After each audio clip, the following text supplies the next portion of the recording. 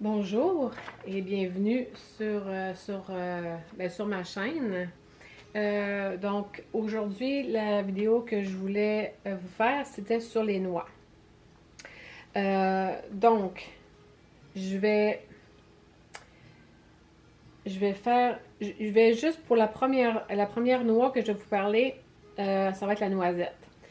Et toutes les autres noix vont beaucoup ressembler à, dans, dans, dans les,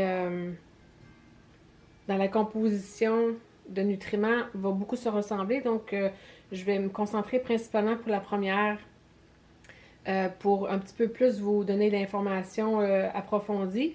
Et ensuite, pour les autres noix, ben, je vais aller plus rapidement parce que ça se répète. Mais je vais commencer par la noisette. La noisette que j'ai ici dans un petit pot là. Et on la voit sur l'écran ici, entre autres. Donc, c'est le fruit du noisetier. Elle est extrêmement riche en vitamine E. Puis la vitamine E, c'est très bon pour les yeux, pour la peau. Elle lutte contre le stress oxydatif. Donc, le stress oxydatif, tout ce qui oxyde notre corps, ben, elle va permettre parce que le stress oxydatif, il va accélérer le vieillissement des cellules, puis il va amplifier aussi les maladies cardiovasculaires. Donc, la noisette, elle va lutter contre le stress oxydatif. Donc, c'est un allié pour nous, hein, pour empêcher qu'on vieillisse trop vite pour les cellules et pour le cœur. Ça contient aussi de l'acide oléique, qui est un acide gras. Puis cet acide gras-là va renforcer le pouvoir protecteur au niveau du cardiovasculaire. Elle contient aussi beaucoup de nutriments, comme les vitamines du groupe B. Vitamines du groupe B, très important.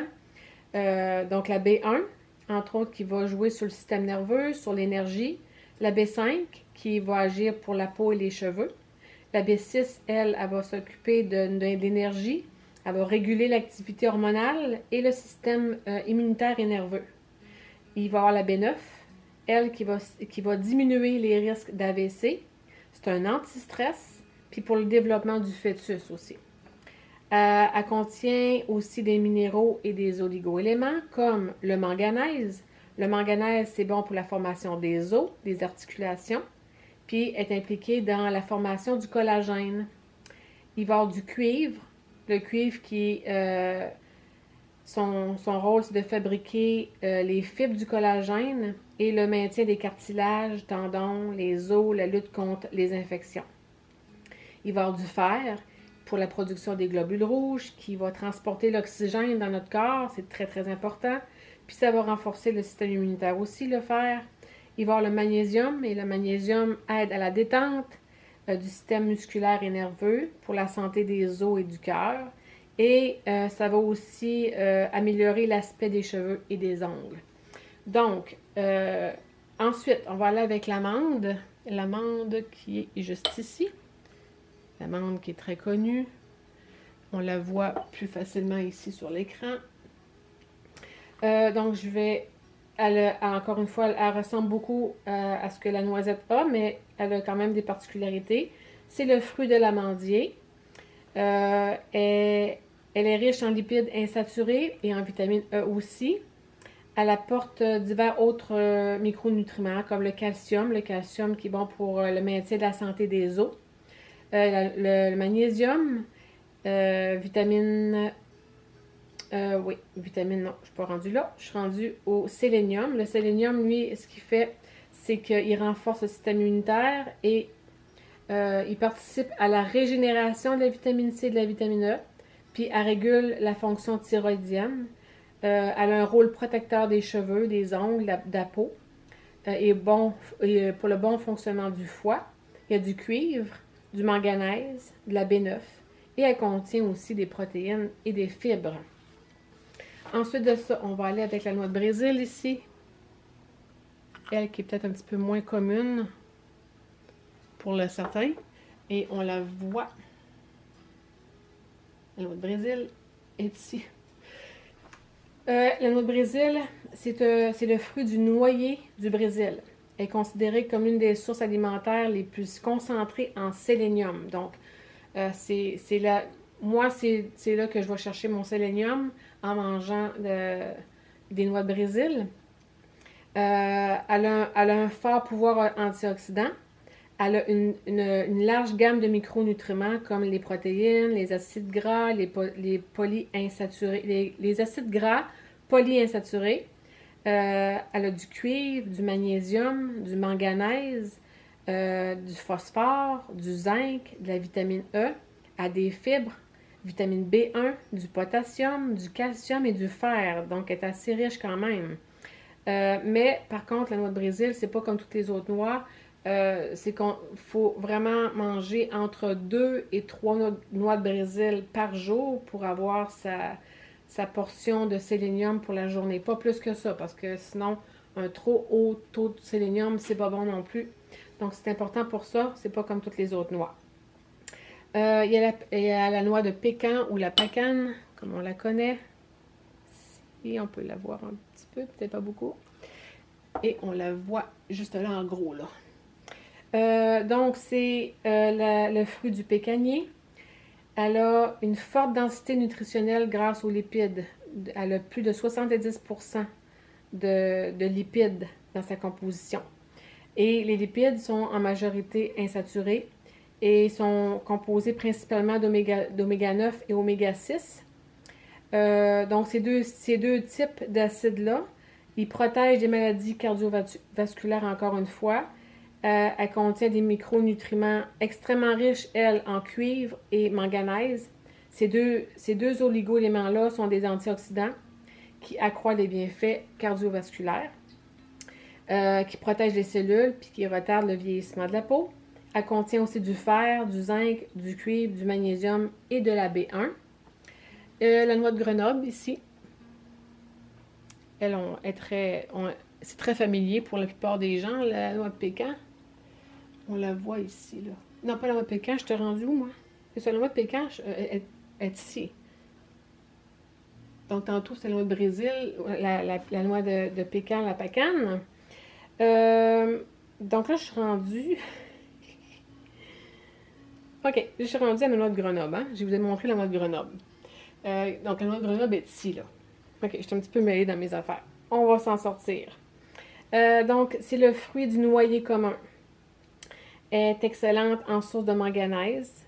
C'est une bonne source de cuivre, de magnésium. C'est une source de fibres, de protéines, de vitamine B1, B3, B6, de folate, de zinc, de phosphore, de fer.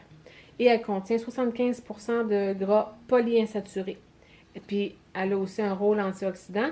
C'est sûr que je passe, comme je vous ai dit, un petit peu plus vite parce que c'est juste que ils ont pas mal toutes les mêmes composés à part de certains petits plus. Mais en gros, ils se ressemblent beaucoup. Et la pistache, entre autres, ici. Elle, je n'ai pas enlevé les écailles de dessus, mais on la voit très bien sur l'image ici. C'est la seule qui ressort avec sa belle couleur verte. Donc, la pistache, c'est le fruit du pistachier. La pistache, elle contient de la lutéine et de la zéaxanthine. Et ça, c'est deux choses très importantes parce que c'est pour la santé des yeux.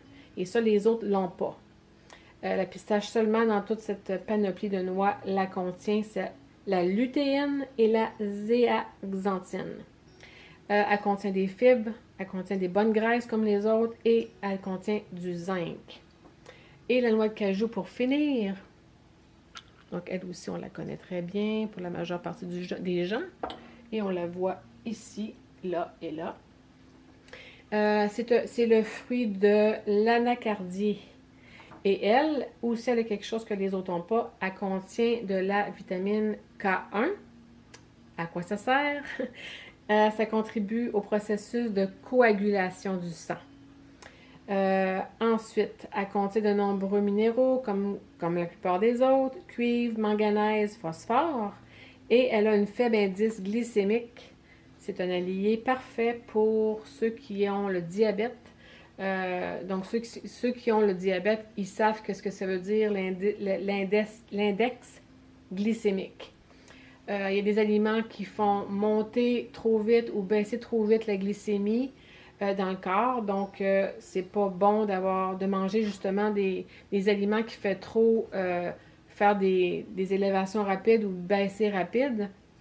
Donc, la noix de cajou, elle, est un allié pour les diabétiques à manger à cause de son indice d'index glycémique qui est bas. Donc, recommandé. En gros, les noix, là, c'est un allié pour la santé. C'est à consommer toujours avec